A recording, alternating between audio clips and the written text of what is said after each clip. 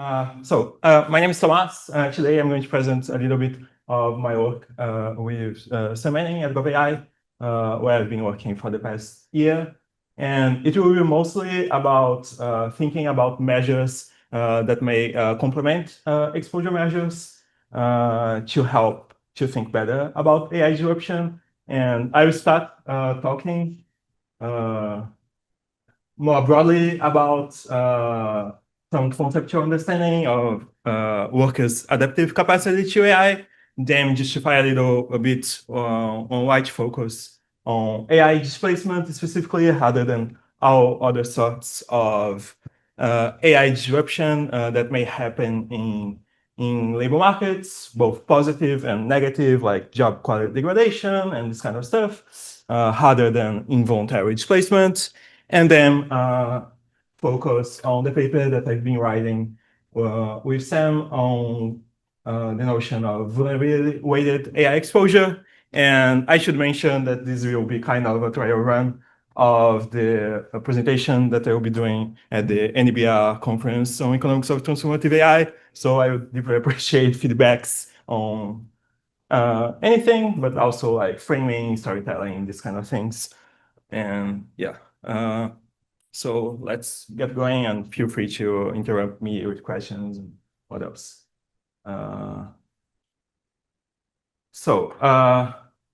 We've been seeing until now in the course that the staple way of thinking about technological disruption in economics is the task-based framework introduced by author and co-authors in 2003 that tries to decompose occupations in the tasks that they perform using unit data that get varying the specifics of knowledge, ability, skills, tasks that people perform in their occupations, and getting the details of whether a specific technology impacts or not those tasks, to them try to make like downstream predictions on what may be the effects for different consequences.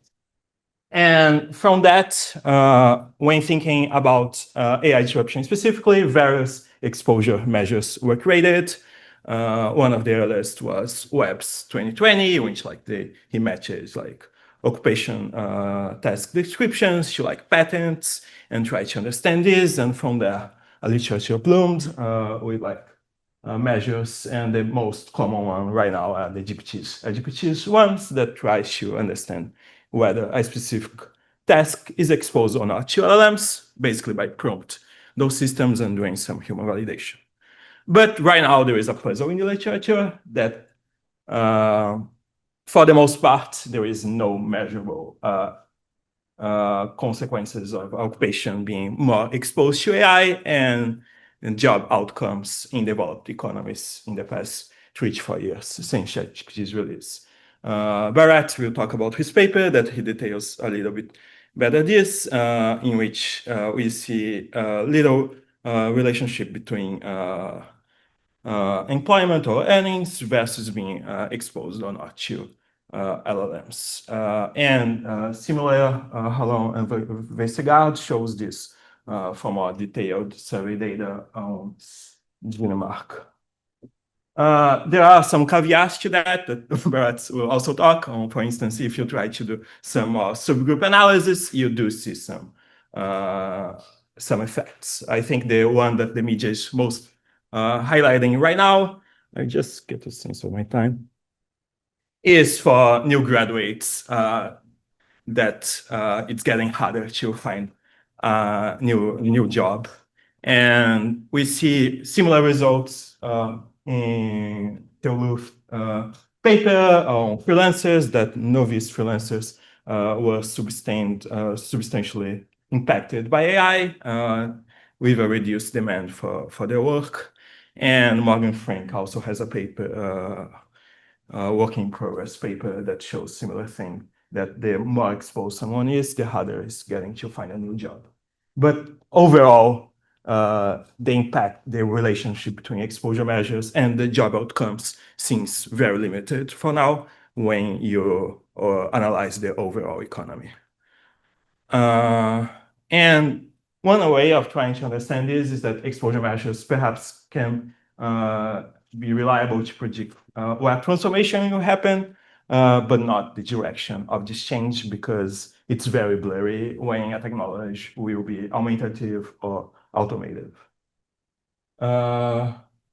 As we've seen in Zach's and Phil's talks, in the Acemoglu Restrepo 2018 paper, a technology, and AI specifically, may impact tasks in 4 different ways.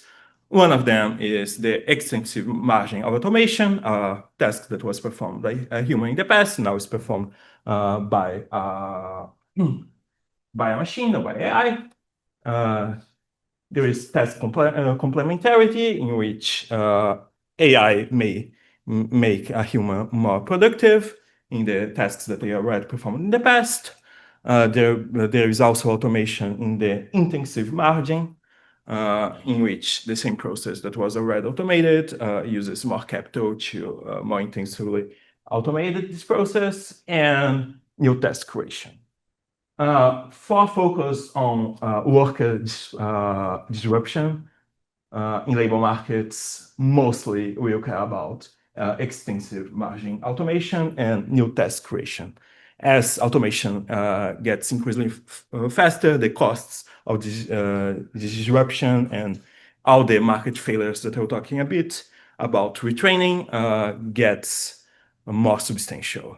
And whether AI will be good or bad for a specific worker depends a lot on which channel will dominate for him. To think better about this, we borrow a concept that, as far as I'm aware, is used mostly on climate change, that is adaptive capacity, in which you try to understand what shapes the ability of workers and occupations to adjust to AI-induced changes, moderate potential damage, and take advantage of opportunities, or cope with the consequences of this new technology. And we then try to understand from the literature which things shapes the adaptive capacity of different workers, and then we build our vulnerability-weighted AI exposure measures that I will talk. So we pose them this question, and then we basically do extensive literature review to try to understand which kind of things shape this, specific for displacement. For other disruptions, we don't did that extensive review. So a ton of things may shape or the adaptive capacity of different workers that we've been discussing, and feel free to interrupt me. Some that we already been discussing a little bit, so was mentioned in the first days of the course. One is job routineness, which basically how routine versus non-routine occupation is, like if it doesn't require much critical thinking or problem solving, or it's like things that can be easily instructed for a human to do repeatedly. This is considered more routine. This may make AI or the technologies more substitutable of this work. There are people that are mentioning that like remote work capability perhaps may be a good proxy of how much AI agents will substitute workers, as an Epoch blog post discusses, and they use this Dingo and Neyman remote work capability for this measure that they built for COVID. Other factors include experience, which very blurry is still whether having more experience will make you less or more substitutable. In my opinion, it will be more. But for now, we see sorry. But for now, we see bigger boosts on productivity on novice workers. And there are various other things in the literature that shows that perhaps technological disruption may be less substantial for workers, such as social skills, as Deming shows. Various information communication technologies are quite complementary to computers, to social skills. And there are other measures such as whether you are a licensed professional or how much expertise do you have and how much outside options do you have. Just type of honor Thompson. Oh yeah, that's yeah. Okay. Any issues right now? Okay. So this is a very broad framework to think about what may shape adaptive capacity, and we're still thinking about the specifics of framing this. This would apply to all sorts of AI disruption, both AI being very complementary and creating like new tasks in a given occupation and increasing the marginal productivity of labor, but also job quality degradation. And in a bit, I will narrow down to focus specifically on displacement. I don't really understand why is experience substitutable and why is expertise complementary? Like it could be an expert task that you automate. Oh yeah, here my understanding right now is that the less experienced you are, the more substitutable AI will be. Sorry, okay. But it's controversial. There are people that understand otherwise based on the RCTs that you see a bigger booster in productivity in front of these workers.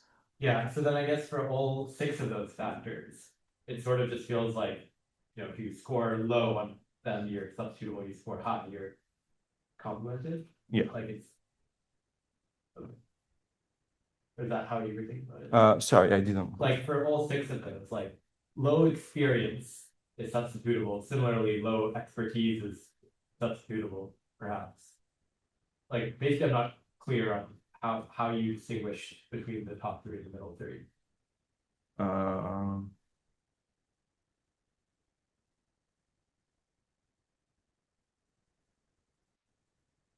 Yeah, If you're not a licensed professional, yeah, then you're more likely to be substituted. Yeah.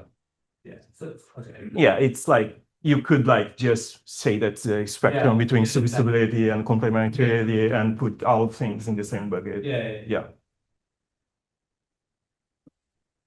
Anything else? You could type in, you can have like about some of the examples that Eric presented yesterday about like those like less experienced like call center workers getting a bump in their productivity because of AI. Mhm. And I can think of like a world where it actually firms are a little bit less concerned about hiring people and Yeah, I'm quite confused whether AI will increases or decrease this kind of coordination problems regarding reskilling. I do think like what Eric mentioned yesterday of the manager of the customer service company saying that, oh, now they don't want to hire people with much experience because the less experienced people now are able to do the job as well. Maybe this shows to me that like companies will have diminishing incentives of investing in training because they won't like when they hire the less experienced people, they won't have that much incentive to train them as well. But I'm confused. In that paper, they show, for instance, that AI is useful to like get better abilities. So when the AI system was shut down for some technical failure, people that used AI were more capable of answering the client's question even without AI. And I don't know if this kind of finding will have like external validity for all different kind of skills. My suspicion is that it doesn't, but I'm confused about this. for this paper specifically, we remain agnostic about this. And finally, besides those market failures considerations, this is one of the displacement from AI is one of the largest risks of AI that pops in people's minds when you ask them. So about half of the population in the US, in the UK, and other developed economies, when you ask them what are your concerns about AI, they mention unemployment, and about 1/4 of them says they are personally concerned about getting displaced by AI in their jobs. And this ranks above various other considerations, both long-term aligned considerations, extinction risks, and also AI ethics considerations like privacy and bias. And the US policymakers are very concerned about this. In the recent AI action plan, they mention initiatives of improving data gathering about AI adoption and displacement in the economy, and mention funding new initiatives of retraining programs for AI displaced workers. And people like David Alter are talking about creating reskilling programs that were done during trade shocks for this kind of things.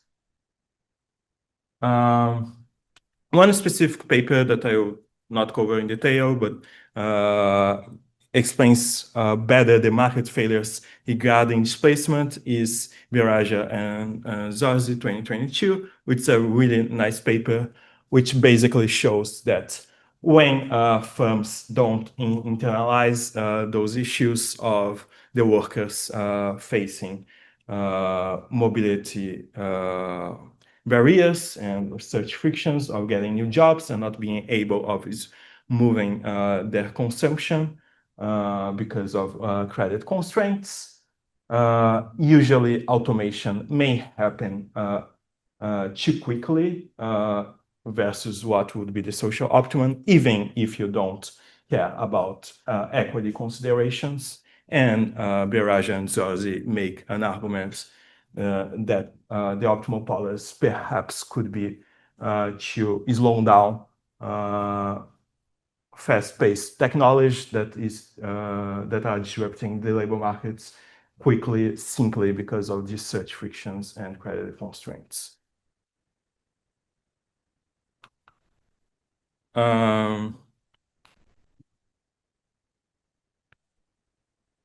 Considering all this, the public concerns about this, the policymakers' concerns, the sizable permanent impacts in a concentrated number of workers that are displaced in different technological shocks, we try to bridge the high exposure literature that's mostly built on the task-based framework and try to get into the details whether specific tasks exposed or not to technology. We try to bridge this literature to the job displacement literature that's been developed in the past 40 years, which shows a huge heterogeneity in displacement costs and various factors such as financial resources, skills, task routines, intensity, and other demographic considerations that predicts who suffer most from this kind of job loss. To them, try to understand whether there are a group of workers that are both highly exposed and highly vulnerable regarding those vulnerability metrics. To them, construct index of if policymakers want to intervene in labor markets for displaced workers, which kind of occupations policymakers should be focused on.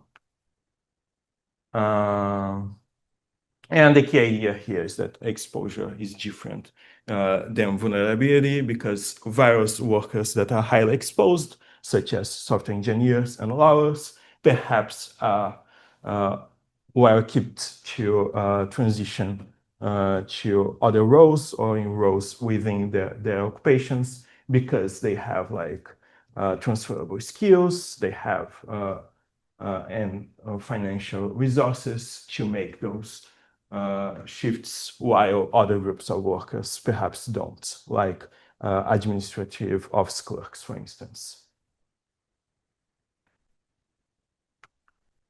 So we construct this measure of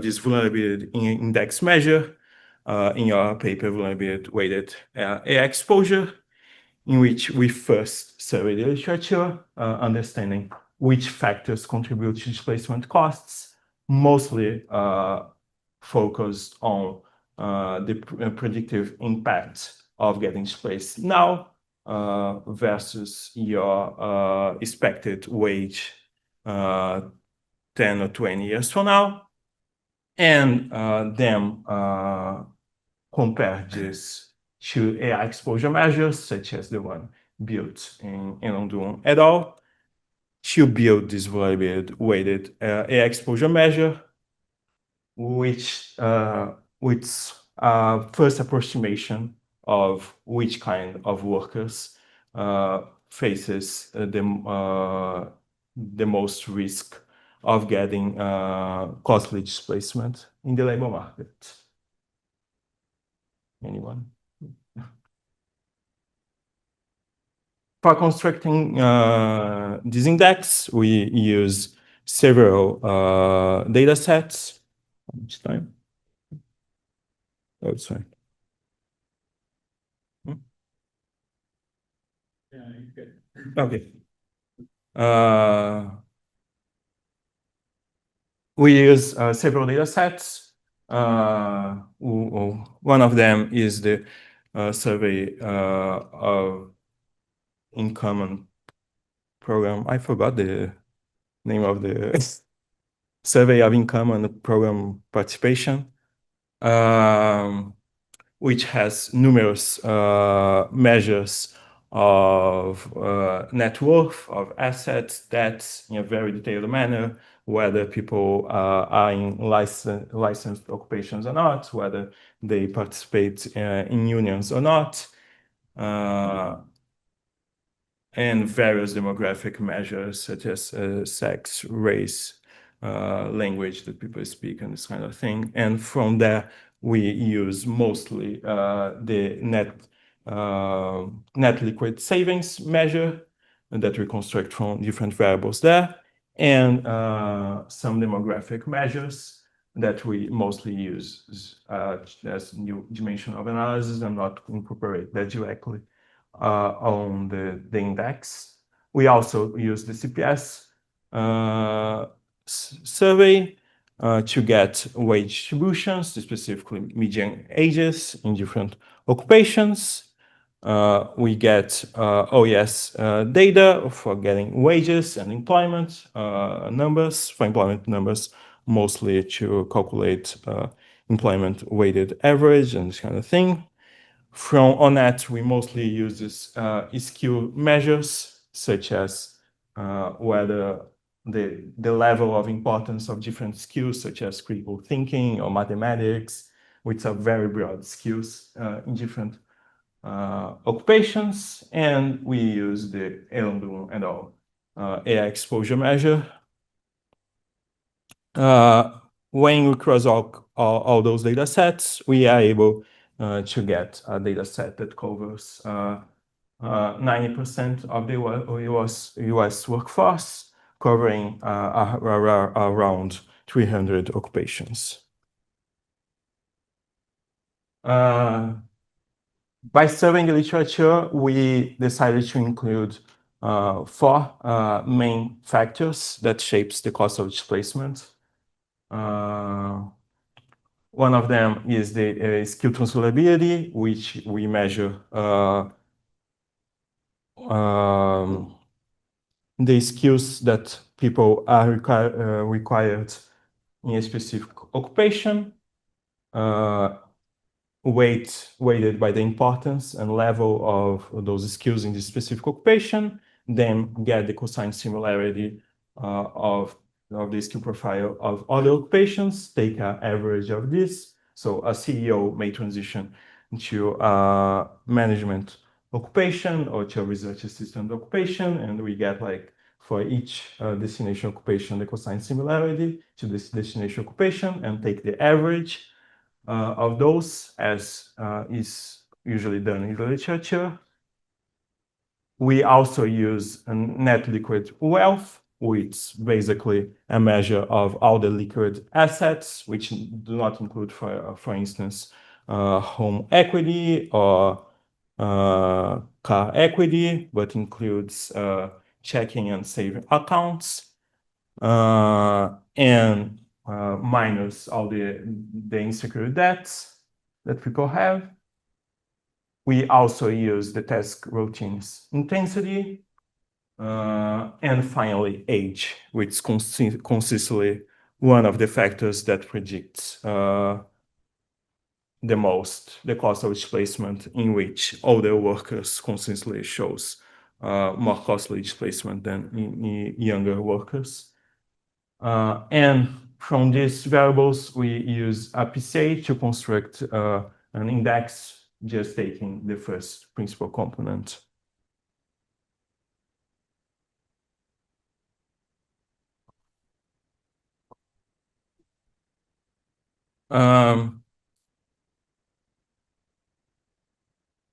To decide whether or not to include all those measures, we review the literature.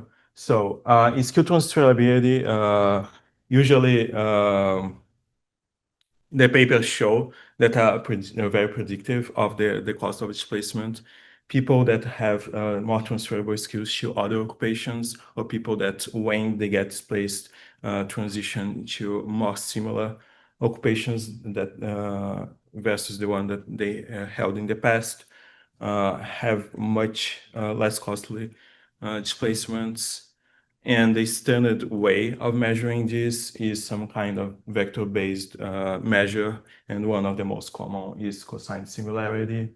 And we decided to take this standard choice from the literature. On financial resources, we use net liquid wealth. I need to correct this, not net worth.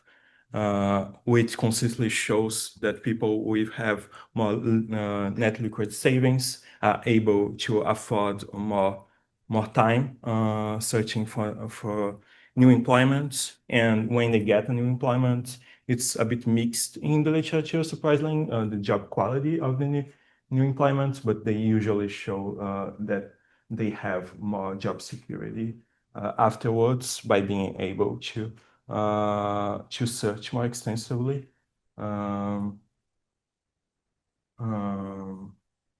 new positions. Another factor that consistently shows in the literature that shapes the displacement costs is the task routineness. So one paper that I forgot your name. Maxim. One paper that does what Maxim said about trying to uses a ton of characteristics from workers and predict and try to understand which characteristics predicts more or less the displacement costs is the Susan Attey 2024 paper et al. I forgot the et al. Which shows that first age is the most predictive thing to predict displacement costs, and the second one is task routineness. And the Blin paper shows that 1 percentage point higher routine intensity causes 9,000 euros additional losses over 6 years, for instance. It's pretty sizable. And finally, various papers such as Gaden 2018 that uses German mass layoff events shows that usually older workers faces the most costly displacement mostly because of geographic mobility mechanisms in which like they have settled their life in a specific city and they are not willing to set positions elsewhere while younger workers usually are. There are various other factors that we could have included here, but we decided not because either the literature is mixed or there is sparse literature on the subject. I think the most relevant one that we decided not to include is wage, because most papers in the 90s at least shows that the higher the wage of someone, the highest the cost of displacement. But more recent papers, such as SA 2024, shows otherwise. And there seems to be an overall trend in literature to show that low wage people are facing increasingly high cost of displacements, but the literature doesn't seem to have settled in a new consensus here. So we decided not to include wages specifically. So here, if I understand correctly, so this is conditional displacement, right? This is conditional displacement, yeah. Because I think maybe interesting dynamic is also kind of like how firms they always need to shift their works around so that they can probably minimize it, right? And yeah, I mean, how does that affect kind of like, I mean, they will do the same, I guess, you know, when I it's that's like yeah, maybe kind of like state matters as well. I didn't quite understand your question. What the place, this place, right? We're probably the ones with the lowest cost, or like, or those that are like kind of the least productive with burn or something, right? Like, Yes, it depends a lot on like how you decided to construct your control group. I do think that the literature is getting better in constructing your control group, and that those finds in the last few years that low wages employees face a more costly displacement. Probably I would be more confident in this because they got better in constructing the control group, but I'm not getting the details of this just because of time. So, but yeah. So one comment, in addition to skill transferability, it's like what's happening and the occupations those skills are transferable to. Yeah. Because if they're also experiencing a lot of like displacement causing automation, then it doesn't really matter if like how transferable your skills are. Yeah, we are adding a specification which would basically wages by like the either the job projections or job changes in the last few years of like which occupations your skills are transferable to account for this. Is that yeah. Okay. So getting to the results, we basically see a quite negative relationship between the vulnerability index that we construct and the exposure score measures, and a few specific occupations that should have arrows to are very sizable and have both above average exposure score and above average vulnerability index, such as customer service representatives and office clerks. Yeah. Maybe an interesting thought is also that like this just says kind of like those like low vulnerability groups are more exposed, right? Yeah. But this might have just been a historical phenomenon because kind of like you didn't have many people in this kind of specific group on the labor market, right? And now if you just like have a massive displacement of people who were back like kind of in the occupations were now exposed, that kind of affects your vulnerability. I don't know whether the question is like theoretical is clear, but kind of like historically, those that are now exposed to prime AI had a low vulnerability because not many people were displaced in those groups, right?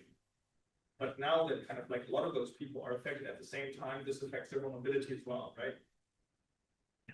Yeah, it makes sense. Like mass layoff events in the past was like concentrated events, and that there was like no general equilibrium effects or stuff like this.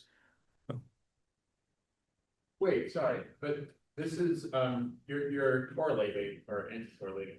Yeah. Exposure today with vulnerability today, right? Your measure of Yeah. vulnerability today, which incorporates exposure. No, the vulnerability index doesn't have Oh, an okay. exposure component. Good, sorry. So thanks. And while we're on that side, actually, do you know what those outliers are? Which ones? Like the big red dot and the thing. Oh yeah, this is, I'm pretty sure it's customer service representatives and office clerks, and I should have arrows for the most common occupations, but those are some of the most sizable ones that are here. Office clerks are very score very high in both exposure and vulnerability. Customer service representatives, receptionists, all these are like more than 500,000 workers. And usually they are service-oriented roles with limited financial resources and a ton of this administrative and clerical work. So the top 5 with highest vulnerability weighted occupation, which you simply multiply exposure with vulnerability. One is web developers, rental clerks, proofreaders and copy makers, statistical assistants, and customer service representatives. Some that have a pretty high exposure, but low vulnerability weighted AI exposure as CEOs and legislators. And some occupations have a very small vulnerability weighted exposure simply because they have very low exposure, such as dishwashers, construction workers. So when the singularity happen, I will be a dishwasher. Yeah. An interesting finding is that like it's very mixed geographically. What are the places that are most vulnerable? But usually small and medium-sized cities are very much more vulnerable, especially college towns. And some specific places like Utah, Nevada, and Florida are quite vulnerable. Here we use the percentage of people that are top quartile in both. Yeah. I was wondering if you were going to have a spectrum of like risk or visibility of your figure, like, and I think someone talked about this in the last slide. I would be worried of like including very regulated activity in the same like. Oh yeah, I'm in favor of this. My call to is against. Like, cause I have really bad like. Maybe it's like confirmatory bias because I want to be safe, but I feel like professor is a different ordeal than other white collar occupations, even lawyers. I feel like sometimes you can overstate the risk of certain occupations because they are so regulated. It's unclear to me that. Yeah, my general sense is that like there is no literature on the cost of displacement for licensed occupations specifically. There is some literature that shows that like they are more protective during like recession episodes or so, and there is a lot of literature showing that like 20 years ago, 15% of US workers were licensed professionals, now like 45%. And I do think it will be important to shape like augmentation versus automation. But since there is no literature, we didn't feel confident on including this. So just to wrap up, we also did some analysis on demographic variation that I don't have time to say. And we do think that this measure is a good measure as a first approximation to try to understand which workers if they experience displacement, how costly displacement will be for them, and if you believe that AI exposure is a good proxy for the chance of getting displaced. The vulnerability-weighted AI exposure shows roughly the expected welfare costs of being displaced, of extent of being displaced, not without having observed the displacement. And in general, we think that these discussions should focus more on service, on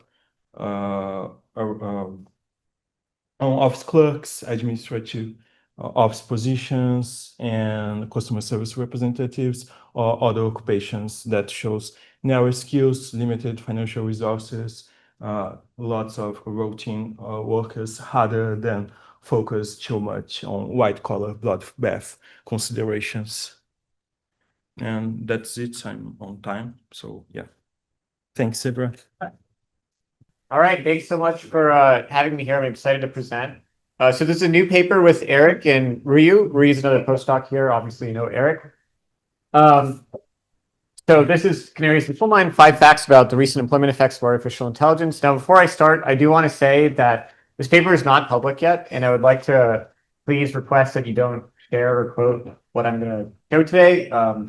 We're still making some edits, and we're trying to come up with a plan for releasing it. We're planning on doing that on Monday, so I would strongly encourage you to release it, to promote it as much as possible starting Monday, but before then, please keep it in this room. So the motivation for this is really that there's been widespread discussion about AI's impact on the labor market, and a lot of that is, I mean, so this is just a very small and incomplete sample of news articles about this. Like, over the past 6 months, like the number of articles about this could probably cover the entire back wall.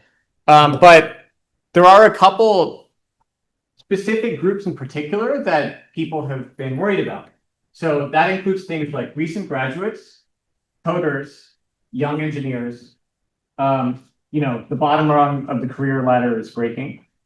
And in this paper, we're going to see if generative AI is beginning to impact the labor market for these particular exposed groups, such as younger workers in highly exposed professions. And so these are kind of canaries in the coal mine for future impacts of AI. We're going to be using ADP data, which is monthly payroll records through May 2025, and this has millions of workers per month. And so that's really what we're adding here is this really unique and valuable data for studying this question, so we can really dig into these specific groups. And like I said, please don't quote or share these results yet. So there's a lot of disagreement actually about what's happening in the labor market. So these are 2 headlines from like the past 10 days or so. The first one says AI is everywhere but the jobs data. So there's been a lot of analysis of this. People who've actually dug into the CPS or other data sources, including myself, have tended to not find too much going on. On the other hand, you see these New York Times articles that are saying, goodbye $165,000 tech job, student coders seek work at Chipotle. So what's going on here? One issue that is going on is that the data is not very good for studying these questions for very specific exposed age groups. So I have a paper using the CPS where I dug into employment effects of AI. There are a few other papers that try to do this. Overall, I would say the majority of these are kind of finding that there hasn't been much evidence of widespread labor market disruption from AI. But the problem with this is that in the CPS, they sample 60,000 workers per month, essentially. And if you're going to really dig into like individual age groups and individual professions, your sample size gets extremely small. And so you can't really say very much. There's other work that also is in this space. A couple of these have been mentioned today. Hallam Investigard is a survey in Denmark.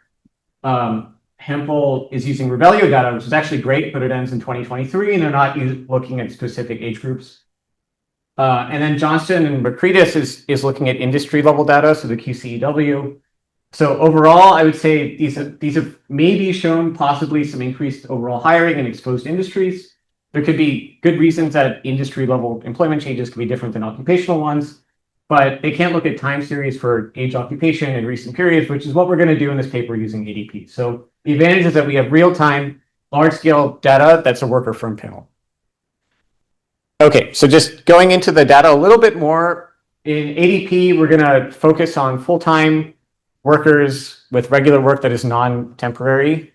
It's robust to not including these restrictions, but that's going to be our main analysis sample. And the other thing is, firms can sign up for ADP, leave the platform. So just to make sure that things like that are not, secular changes in ADP usage are not driving our results. For the main analysis sample, we're going to focus on a balanced sample of firms from 2021 to 2025. That is, they are using ADP during that entire time period. And after we do all that, we're going to look at 3.5 to 5 million workers observed each month. For the AI exposure measures, we're going to use things that we've talked about today. So the main one we're going to look at is the GPT-4 beta method from Alundu et al. I'm also going to show you results using the Anthropic Economic Index. So their overall usage measure, and then their automation measure and their augmentation measure. But I'll talk more about that. Yeah. How do you treat firms that merge their work in ADP? Oh boy. So that's a good question. I should actually really look into that. Also, I should say, so this is my first time presenting this. It's the first time any of us have presented this. So please ask lots of questions. That's a really good question. Yeah. Can the ADP data follow a single worker? So if I'm let go of firm A, can you track me to firm B when I'm on 2 months later? Yes, if both firms are in ADP. So if you go to a firm that's not on ADP, then I can't track it. Yep. Is the ADP or are the firms in ADP broadly representative at US, or the like tech firms don't use it as well as legacy? So I wouldn't say that it. So actually, a lot of tech firms do use it. I would not say that it's perfectly representative of the US. So, for example, it seems to slightly overrepresent manufacturing firms. It seems to slightly overrepresent the Northeast, but you do get very good coverage actually across a variety of industries, occupations, etc. So it may not be perfectly calibrated to the US workforce, but I do think it's covering a lot of the US workforce. Yeah. Oh, I didn't even. Okay, well, yeah, getting into the results. So using this data, I'm going to just show you some summary statistics basically to start. So first, our first fact is that there have been employment declines for young exposed workers. Now, I'm going to caveat this obviously by saying that that could be other changes in the economy going on, but just to give you an outline of the facts, this is looking for software developers. And the trend line here is basically around the time of the launch of ChatGPT. And you can see after that, for this youngest group of workers, age 21 to 25, their employment has declined 15% from late 2022 until May 2025. You see a little bit with these 26 to 30-year-olds, but you really see nothing with the older age groups where you don't see these employment declines. Yeah. Are you doing re-weightings to be representative of the firm distribution, or that is not there because they're just focusing on software developers? No, so this is not doing any reweighting. This is just looking at the people who are coded as software developers in the ADP dataset. Yeah. Yeah. What's the exact period of that line? It's October 2022.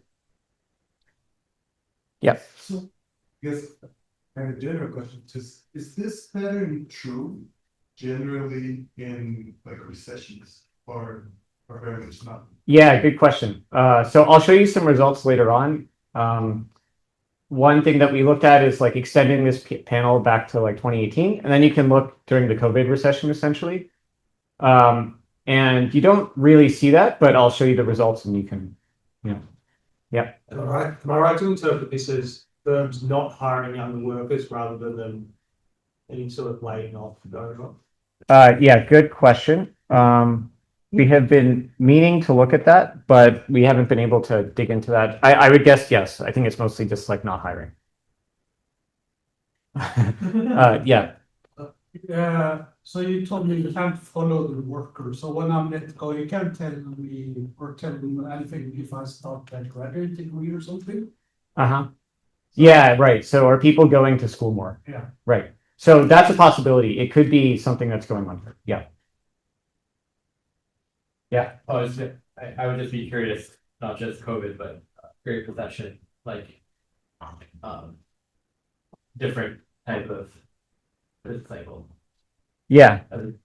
Yeah. So one thing I will say about that is that it's typically been the case that like workers who are less educated, et cetera, are more likely to turn from the labor market during a recession. And insofar as AI exposure is not that correlated or negatively correlated with those things, it would be kind of the opposite pattern of what you'd expect. So, Sure. Yeah. Yep. I guess this probably can't explain the whole pattern, but there's like a little bit of aging happening over this time frame, right? So I would maybe expect maybe older workers to grow more than younger workers just by. Yeah. So I'll show you results in a second that are kind of looking at this. If you give me a second, I'll get to that question. Yeah. And stuff like new job categories that would Yeah. be formerly Yeah. software developers, but now create a creative name for something. Yeah, great. So I didn't put it in the slides, but in the paper we look at like computer occupations in general as opposed to software developers. So you'd be worried that like people are being misclassified. They're not being classified as software developers, but as something else. You get the same pattern if you're looking at like all computer occupations. Y-axis.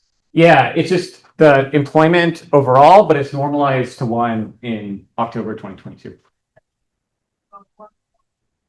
Number one is that we have one developer. No. It's just this is so you can read this in percentages. It's 85% relative to this time period. Yep. Maybe this is unfair, but I guess one story you could tell would be that it's about like it pretty well coincides with the start of the interest rate hiking cycle. Right. So I'm not going to claim that these initial figures are about AI on their own. I'm going to show you a bunch of alternative analyses that are kind of like testing how sensitive these results are to various other things that could be going on. Yeah. I mean, this is more a comment, but it would seem surprising that, you know, the release of ChatGPT would be the coinciding when the first models really weren't great coders. Yeah. They might have been now, but those, which is why maybe, you know, interest rate. But Sure. Yeah. So I definitely don't want to claim this is all caused by AI. I mean, I will say that like GitHub Copilot was released a little before this, so that's just worth mentioning. But yeah. Do you see the flows like where people go like from? Yeah. So there was a question about this. We do want to dig into that more. I actually think that might be a separate paper, but sorry. Well, I mean, even if they got promoted. Yeah. So last question, then I'll keep going. Yeah.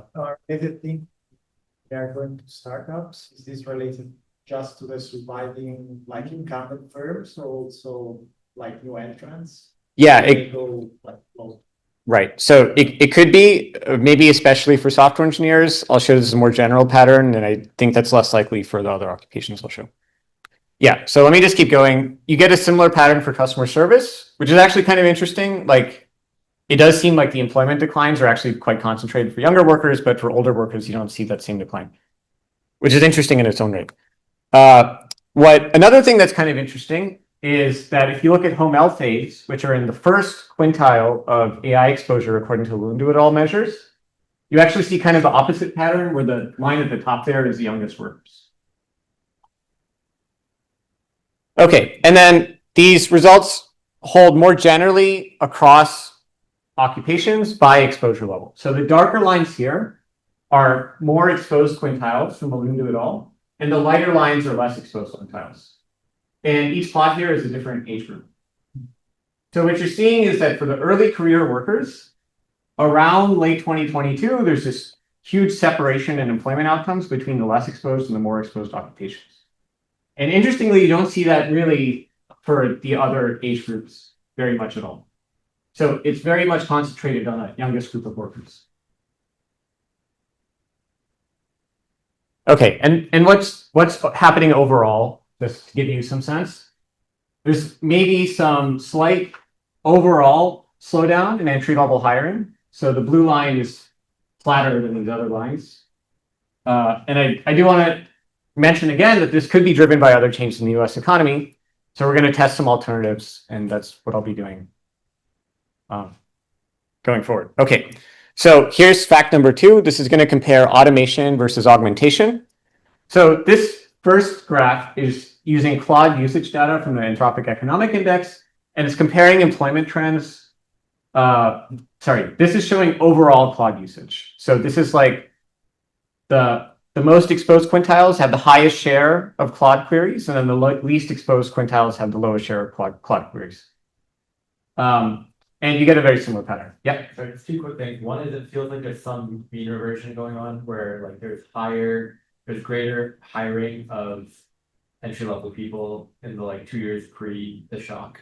And I think there's still a bigger effect post, but maybe might be worth like doing a diff to adjust for that. And then I don't know if that makes sense. No, so you're saying these lines are like steeper? Like I think I'm looking at the colors correctly, but it seems like there's more growth for the before. And then the second thing was, can you show what the top occupations are at the point? Yeah, sorry, I should have put that in the slides. Cool. So probably sweet. So for the individual ones, like the most employment is in things like software engineers, customer service, I think like secretaries. So those are like the top ones. Then the bottom ones are obviously like the manual jobs. Yeah. For the Claude ones, it's again, I think similar, like administrative stuff, software, things like that. Yeah. Yeah, so it's a good point about this growth thing. I will say that like you don't really see this. So even if that's true, you don't see the separation like ordered by exposure beforehand, but you do kind of see it after. Yeah. But it's a good point. So, yeah. Yes, I'm curious, I know I'd seen something somewhere about like how by major, we don't see this pattern. Yeah. And so is there a reason that you're seeing this pattern? Yeah, so there's a really nice article about that. So 2 things about that. One, that's using data from the ACS. The ACS ends in 2023. And then number 2 is when you're looking at like specific age groups by specific major, your sample size is like extremely small. So your confidence intervals on that are very wide. And so, a lot of it is being driven by noise. Okay. Yeah. Couldn't you just put majors together into like parts? Yeah, so they do. Yeah, I mean, insofar, like I'm sure within those groupings there's a lot of heterogeneity, but setting that aside, like, yeah, so there was this nice post that I saw that did something like that. The confidence intervals are still pretty wide, and then the other thing is it ends in 2023. Yeah. So that said, the new ACS for 2024 is coming out in October, so hopefully that is pretty informative. Yeah. Somewhat related.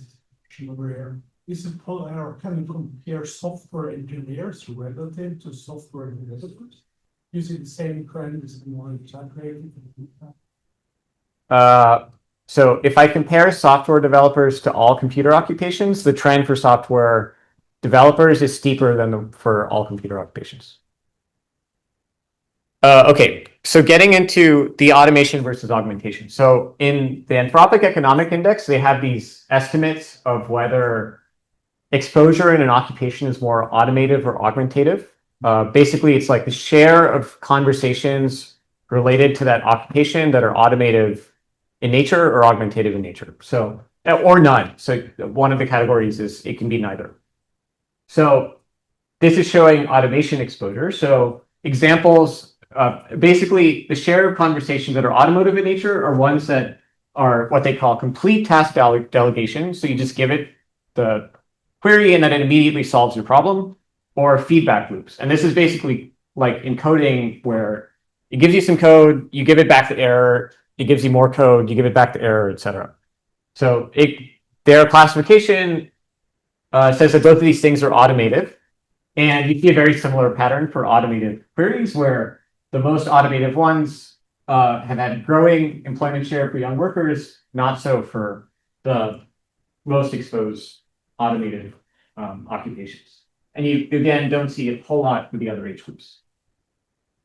In contrast, if you look at the augmentation exposure from Claude, these employment patterns are not ordered by exposure. So you can see here that the most exposed group in terms of augmentation is one of the fastest growing groups for young workers.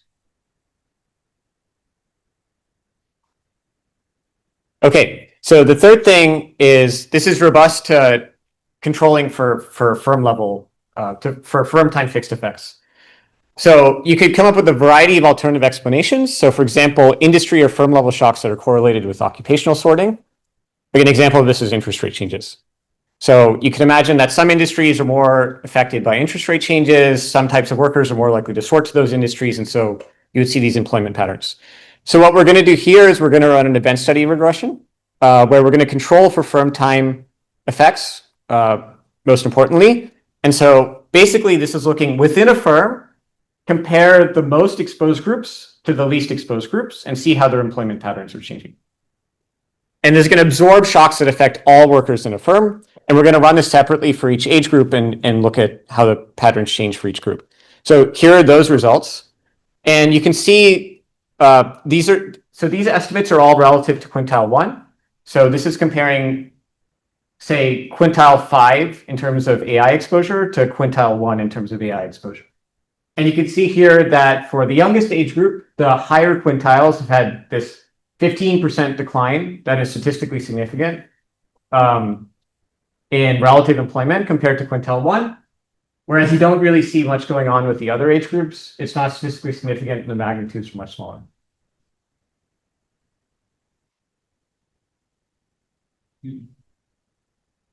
Yeah. Use like eyeballing from the 3, 4, and 5. I bet these 3, 4, and 5 are kind of similar, right? Like, yeah. Yeah, it's true. So it could be that, you know, the along to it all like task measures, the exposure measures are measured at the task level and, you know, like how you're weighting tasks within occupations or something. So, you know, maybe it's a little surprising, you know, but it is, you only see it for the higher quintiles. You don't see it in quintile 2, for example.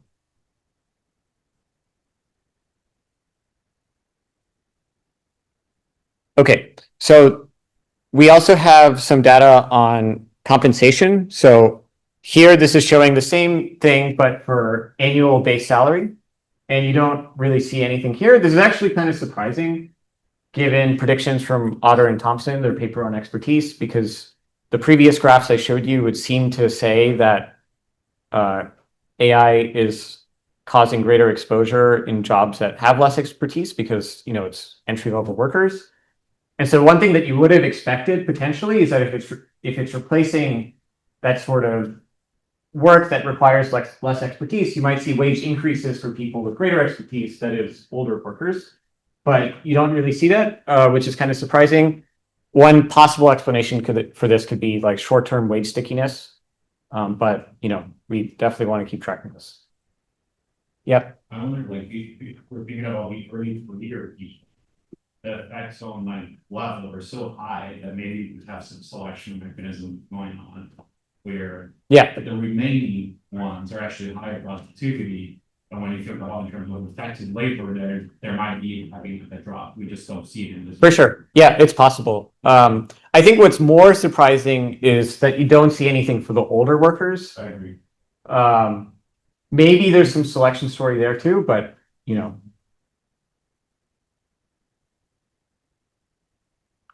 Okay, and then we have a bunch of robustness across a variety of things. So if you all have questions, I'm like, oh, what about this? Could this explain that? Hopefully I have an answer. So does anybody have any alternative explanations that they think could be explaining what's going on here?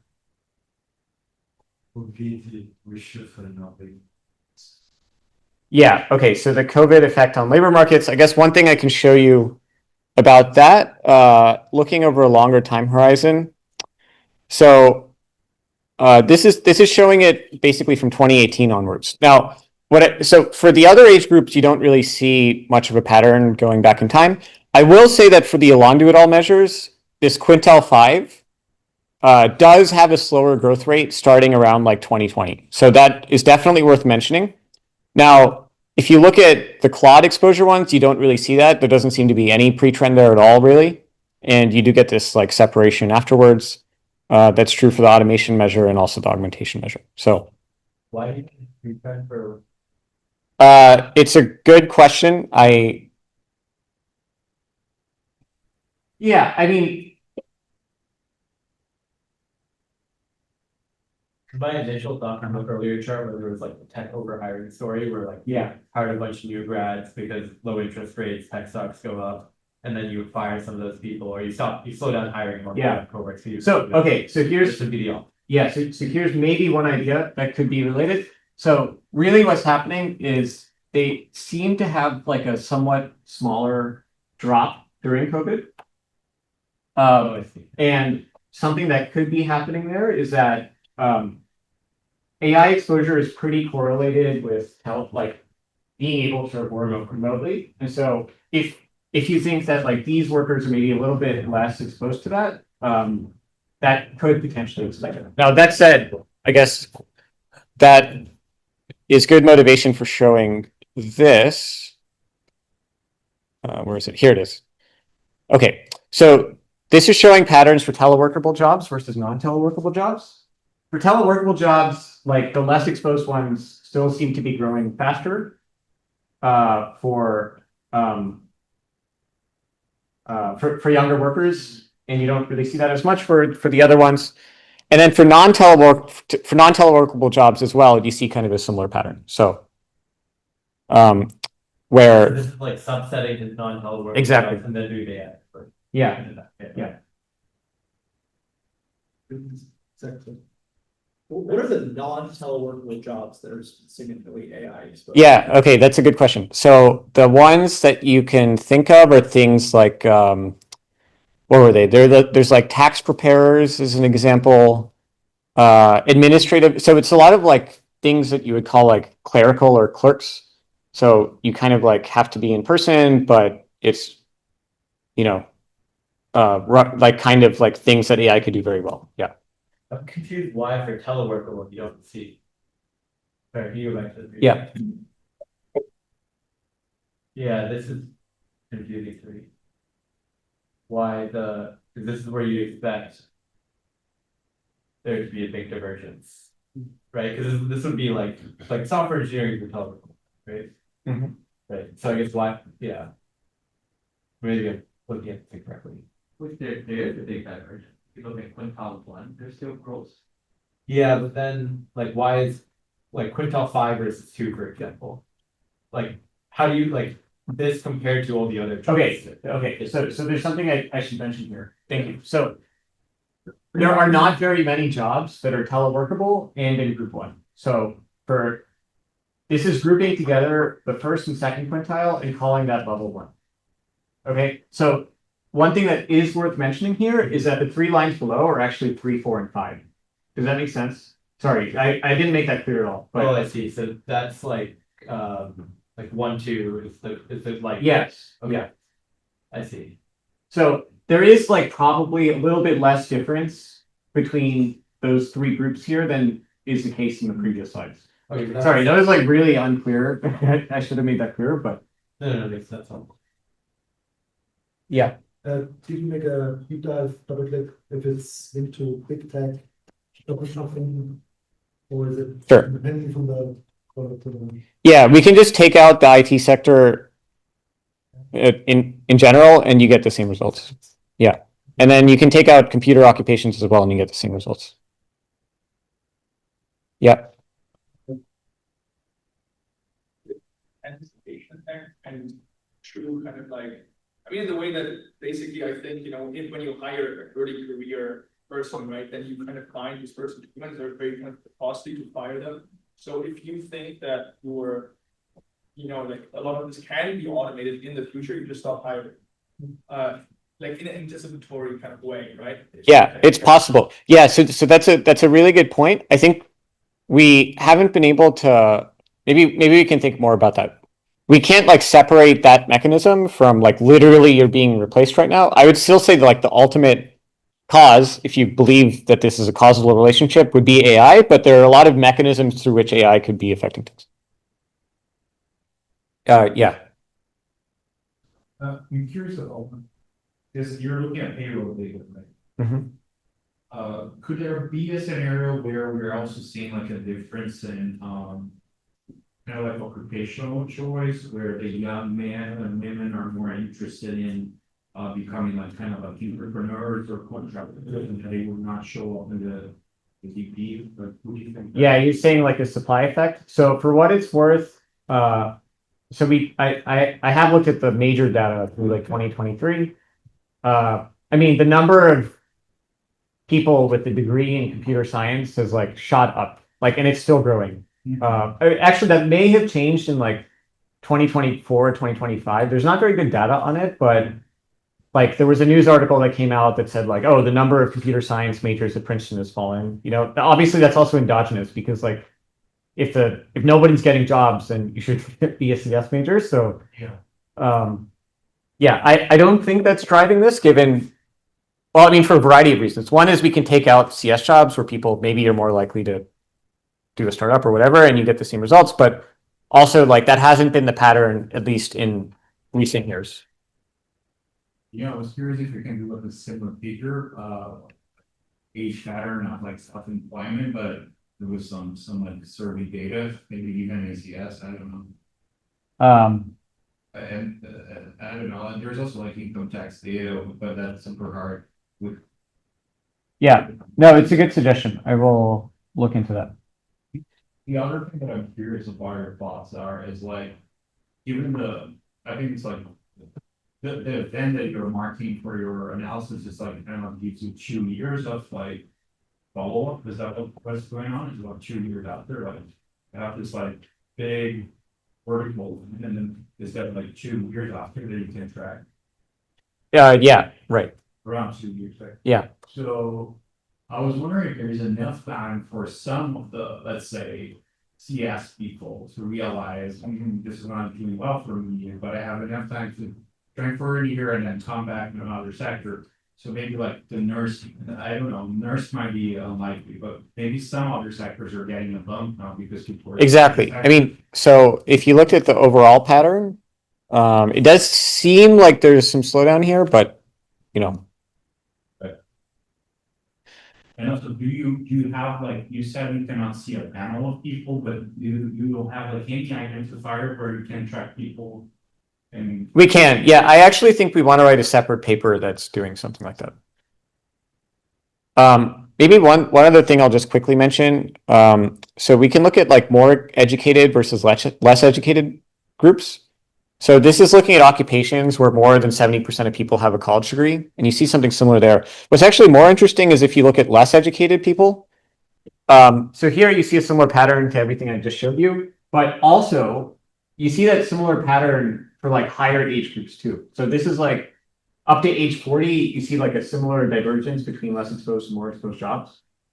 You don't see it for like oldest workers, but that could be consistent with the story that, this, like the reason it's affecting younger workers more than older workers is because there's returns to experience that are not as substitutable with AI.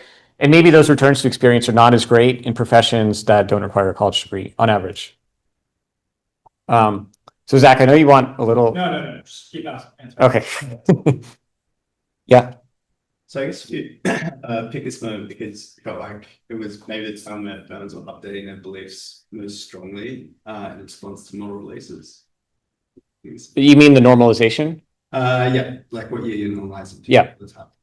Did you ever look at like any other like relevant times and like getting this shown up? And I guess also. Yeah, so that's a good question. So one thing I did do is like normalize it to 2021 just to like make sure the pattern wasn't like some weird artifact of how I did the normalization.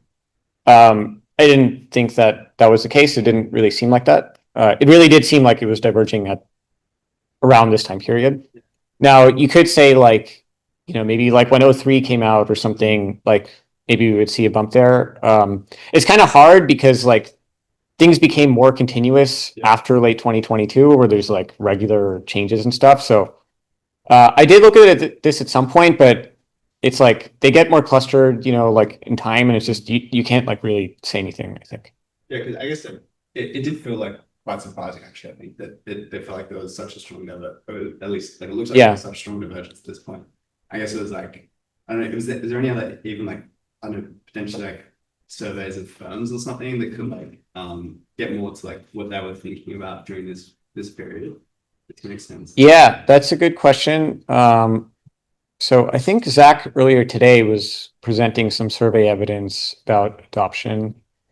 It's definitely been like growing a lot. Yeah. Right. So definitely like 2025, like now you see like almost 50% of people are using it, but yeah. I was just saying that Business Trends and Outlook survey from the census, they did ask firms like, are you planning to change your hiring? And basically, almost none of them said yes. There were like During this time. I mean, that was 2023 to early 2024. So possibly, I mean, it is overlapping. And there was a small subset of firms that did say they were, but it was like a very, very small set. Yep. Yeah. This is just repeating something Eric said about this paper like a week ago. But about this point that you know, like, yeah, why would younger workers be so much more exposed, and why would that be especially the case for jobs that require education? Yeah, you kind of said this, but just to spell it out, I think it's an interesting thought. When you're just coming out of school, this isn't literally true, but you know, maybe do a first approximation, everything you've learned is just what's in textbooks, which they I trained on. Right, and the more years of and the more years of experience you have, or the more your job is just the kind that relies on you know, whatever facts and skills we're born with or pick up outside of books, the less exposed we'll be in the short run, at least until we've like accumulated all the we've whatever set up all the like real world reinforcement learning environments or whatever, so gathered all that data outside of. Yeah, I think it's plausible. I mean, I think there are alternative explanations too, potentially, but it seems to fit the data reasonably well, aside from the wage thing, unfortunately. Sorry. Just like you don't see the wage increases for older workers. Like, yeah, I mean, I guess that would depend on the model. Like, you would need what the younger workers are doing to be sort of complementing the older workers, which is probably true. So it's a little surprising. But like in a really simple model where like each worker's contribution is added with separable. You know, right? It's just true. Yeah. And it's just like, okay, well, you know, the old workers they know everything they used to know, and the AI can't replace them, and the young workers are now. Yeah, that's true. So there are a lot of questions. I don't know if you want to do Jones and Tenetti or. Okay. If you're yeah, I'm fine with For the exact kind of why floor workers are not kind of like hired, because I feel like, you know, the aspect of keeping older workers simply because they're more vulnerable is important as well, right? So then you wouldn't see a wage increase now. Like, they're not actually becoming more valuable in that sense. They're just, you know, you don't want to fire them because you know they won't find a job. Yeah, I mean, it's possible. Yeah. Just going to say an alternative hypothesis to the one that Phil just described is that younger workers are hired each year because there's like a grant program where you bring them in, so they're the ones that you can just stop hiring. It's the easiest. Exactly, they're the easiest to stop hiring, whereas old workers you don't fire them every year and replace them in the same way. That's true. So maybe wages are just slow to adjust. Yeah, but so I was just I was going to suggest that a way to test that would be to look at in the data. Firms that regularly hire younger workers, they're likely larger firms, but they're also ones that have a kind of grant program where they have people coming in regularly, and you could see if the patterns are different for that group as opposed to the groups that don't have a kind of grant program. Yeah. And that would possibly differentiate those two hypotheses. So the hypothesis that Phil articulated and the one yeah, I mean, I think a more direct test of that is just like looking at the stock versus the flow. Like I'm showing you stocks in in principle, I could show you flows and that would get, I think, at that question, like Okay. hires versus buyers or exits, you know. Yeah, that's true. I suppose yeah, that's true. I suppose it just you have to be worried a bit about whether there were like idiosyncratic things happening at the time. But yeah, no, that sounds good. And you mean that's not just a test of wages, but also. Yeah, this is a test of what's driving the actual event. Yeah, like because to me the wages thing, it could just be like firms haven't yet realized the benefits of AI, which is probably true, and so they're not yet like the productivity of older workers isn't higher yet, so that's why wages aren't yet haven't yet been increased, right? It could be. Yeah. I'm just not surprised. We're so early on in AI adoption. I'm not surprised that wages haven't gone up probably. Yep. Three quick things. I'd be curious about the CPS thing and Okay. comparison. Just wondering if I guess the results you find here are within the like standard errors of with the CPS data set. Yeah. And then second, Hummel and Westergaard have admin data, right? So That's right. I'm Yeah. curious if maybe they didn't look at the AHP competition. Yeah. In theory, they could do what you've done. I think that's right. Okay. Yeah. So I guess maybe we'll tell them after you're done. And then I'm curious, what is the best alternative explanation you've heard? Like if you were to push back on your own results, what would be the best argument? Yeah. Oh, you mean the thing that I think is most likely to invalidate this, or at least like say that AI is not confident? Yes.